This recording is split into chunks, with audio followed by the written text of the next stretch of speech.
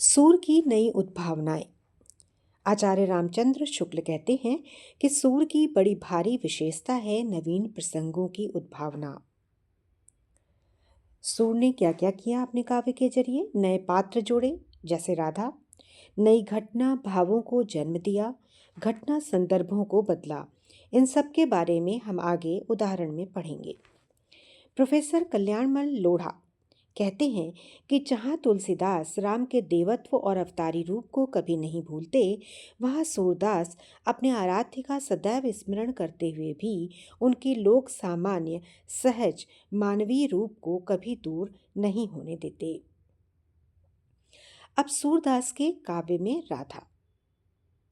पहली बात तो श्रीमद् भागवत में राधा नहीं है।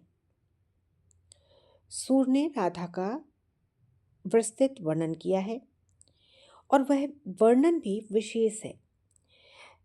सूर की जो राधा है वो स्थानीय रंग में रंगी हुई है, लोक संस्कृति में लिपटी हुई, स्वाधीन एवं स्वाभिमानी नारी रूप है।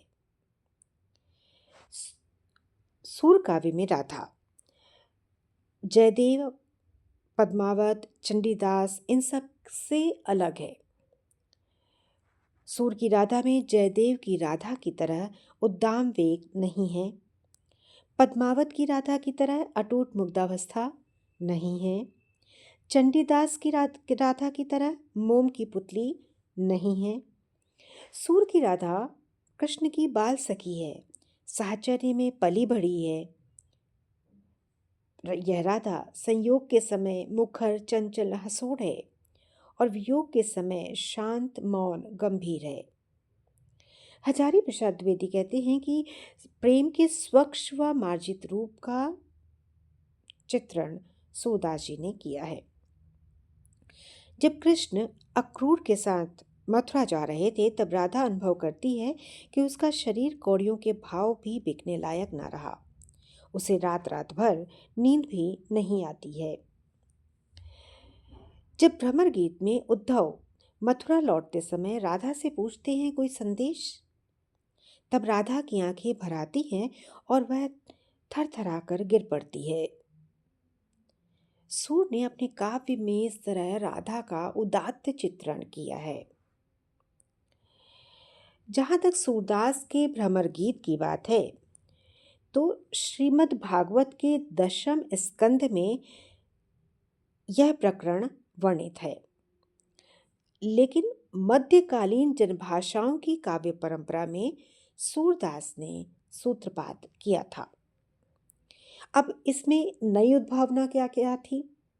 क्योंकि श्रीमद् भागवत में भी आता है यह प्रसंग, तो सूर की नई अपनी मौलिक उद्भावना क्या थी? श्रीमद् भागवत में कृष्ण ने उद्धव को संदेश देने के लिए, दुख में सांत्वना देने के लिए भेजा था, गोपियों को, माता पिता को आदि को। पर सूर दास जी के काव्य में उद्धव को ज्ञान मार्ग का घमंड था। वे सगुण भक्ति को कमतर समझते थे, उनका निर्गुण भक्ति पर विश्वास था। तो उद्धव का गर्व तोड़कर निर्गुण भक्ति पर सगुण भक्ति की श्रेष्ठता बताना भी सूर की मौलिक उद्भावना थी। जो गोपियों के तर्क वितर्क हैं, वाद विवाद है, खरी खोटी है, यह सब कुछ सूरदास की मौलिक परिकल्पना है, मौलिक उद्भावना है। इस प्रकार इन मौलिक उद्भावनाओं से सूर ने अपने काव्य को और हिंदी जगत को और ज़्यादा समृद्ध किया।